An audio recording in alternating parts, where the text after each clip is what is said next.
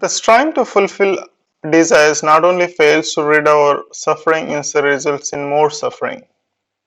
As long as our desires are subservient to the main goal in life, they will not hinder our progress. A bird needs to streamline all its energies to fly efficiently. Similarly, we must learn to eliminate unwanted desires by constant discrimination and remain focused. Desiring occasionally is not as bad as desiring everything that one sees. Life is too valuable to be wasted in a useless pursuits. Now, this is very, very, very important, I can tell you. Desiring occasionally is not as bad as desiring everything that one sees. And I now ask, last 1 month or last 1 year, how many things that your heart is desiring? Desiring occasionally, they themselves are mentioning, desiring occasionally is not bad as desiring everything that one sees. So that is a fine line you need to differentiate. Intensify of suffering depends upon the intensity of attachment. No, it gets into a little philosophical, so I just wanted to bear with me. We need to learn to detach ourselves from others and from objects because these attachments bind us more and more to the world, to our limited body and mind. This may be hard to achieve, but when we succeed, we will be able to feel free, no longer depending on something or somebody for our existence. Relatives, after all, are just relative. Relative. They are not absolute. Our relationship with these people in our lifetime is like a friendship or a relationship we share with the co-passengers on a train journey. Sooner or later, we must part our ways, and each one of us will have to proceed alone to the ultimate goal. And that sums up with a bigger meaning in life. Suffering is a great teacher, imparting wisdom and strength to us. In this regard, it is even more powerful than success. It is truly a blessing in disguise. Life pains, trials, and tribulations have an immensely beneficial impact on the thoughts and emotions of the concerned person. Only if he or she accepts them in the right spirit. Cursing our fate only worsens the situation.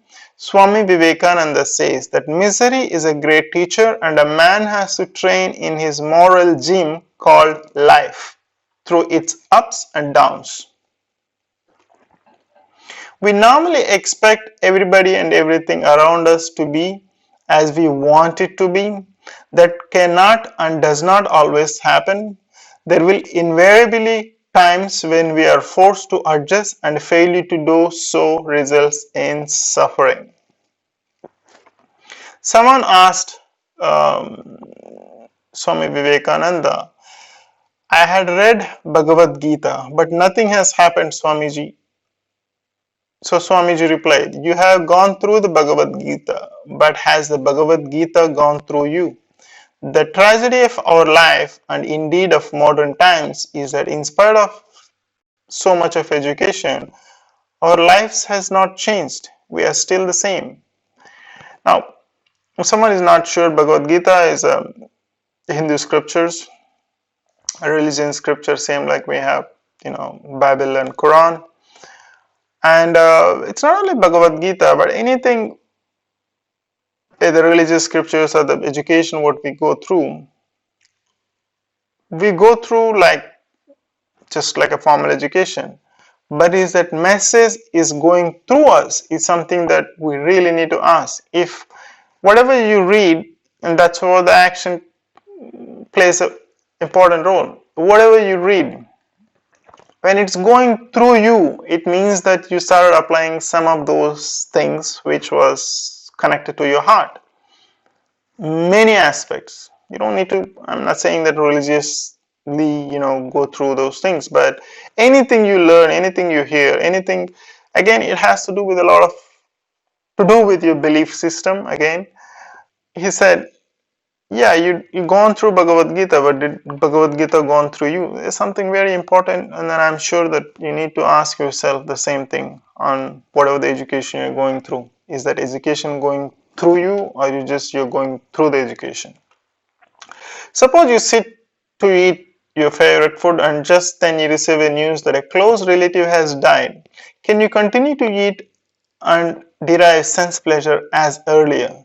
As discussed earlier, it is the mind that determines the degree of happiness or sorrow. This is very, very profound, and there is no explanations to it. Say he mentioned that you go to a restaurant, fine dining restaurants of all the time, and everyone loves the food. And then, as about you start eating, and then you hear someone close to you died or passed away. Would you enjoy the same meal? Would you focus? This is something. So, it is a mind that determines the degree of happiness or sorrow. It doesn't matter.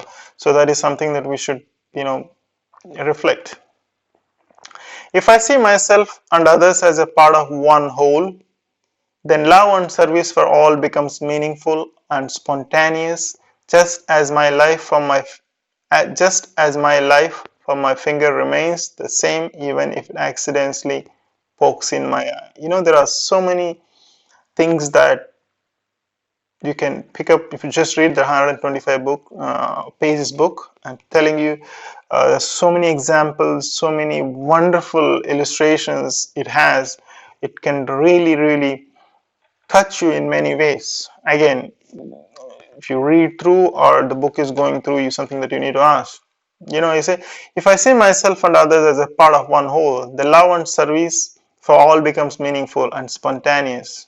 Just as my love for my finger remains the same, even if it accidentally pokes my eye. Would you hate your finger that if you just ever, touch your thing that, oh, just because of this finger, I got hurt and then I hate you? I would say, you eating something, sometimes there are many times it does happen that, you bite your lips, you bite your tongue. So are you going to punish your teeth for that? Are you going to break the teeth just because it did it? So it's a profound way of understanding because that's part of you, and then you just feel curse, and you just move on. You don't think about that the teeth breaking the teeth for another 10 years, thinking that one time it bit your tongue or something. So there's something very profound to understand when you think everything is part of you, and then you start loving and showing love and affection for the things, and everything becomes so good naturally. People feel that they are lost if their possessions are lost. Their very existence depends on these objects. Yet they carry nothing with them when they leave this world, nor did they bring these at the time of the birth. It's something very, very, very interesting and something to think and reflect.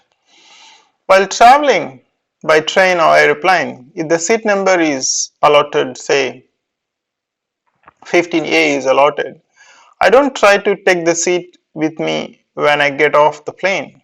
I accept it as mine only during the time of travel. I relinquish it without a thought, without even looking back when I leave the plane. I don't consider it as absolutely mine. In the same way, we can live in this world with the people and relatives and all objects without clinging to them. Now, you cannot get a better explanation than that with a simple example, what you just heard. You're traveling in a flight, business class, say for example, 1A is given to you, and how long that 1A belongs to you is just during the travel.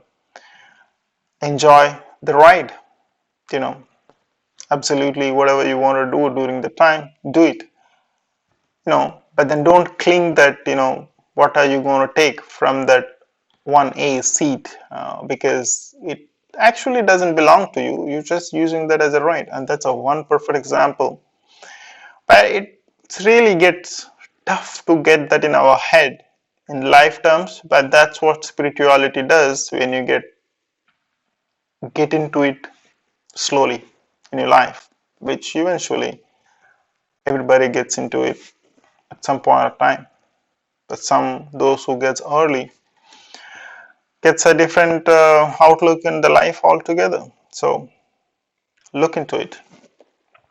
Success in life means the ability to overcome all kind of concerns related to the family, health and wealth. Success must bring enhancement of personality, purification of mind, joy and happiness in life. We are the best judges of our life actions. The world may praise us, but we can never cheat our conscience. We need to balance external achievements with inner growth to develop a successful personality. That is something that you need to ask yourself, reflecting yourself through your own questions. The only appealing and sustaining ideal in the game of life for all times is to live for a truthful and noble cause. The game of life has to be played in a honest and upright manner to achieve worthwhile victories in life. Only then can we derive optimum joy from all our activities. Real education must help build your character and allow the growth of more human personality. The power to discriminate between the good and bad, the right and wrong in any situation can be cultivated by developing these two faculties given to us by nature. Keen intellect to discriminate on everything or loving heart to feel for everything. Adaptability is a hallmark of a trained mind, while an untrained mind is apt to lose control when times are unfavorable. That's a self-control and takes a while, I guess. When a relationship becomes strained or when there is a turmoil within a family, its cause can be traced by anger. Anger born of frustration is even more dangerous and is often unreasonable. Anger. We must declare anger our greatest enemy and defeat it. Only weak persons shout to defend themselves. The strong-willed are calm and radiate power in demanding situations to enjoy a happy and peaceful life. We must learn how to conquer anger. As passions and ego become more and more distant. When we start walking towards the north, south will move automatically far. Swami Vivekananda has said also that we waste two-thirds of our energy in useless emotions such as anger. Even people who have reached the pinnacle of their respective careers, be they renowned doctors, great scientists, and accomplished musicians, use at most only one-third of their energies. Through control of anger, one gradually learns to tap the remaining two-thirds of energy stored within. Just imagine all that we could achieve if we had access to even a fraction of the remaining two-thirds of our energy. All our dreams and projects would be within our reach. So, energy, energy. And how you utilize your energy makes all the difference.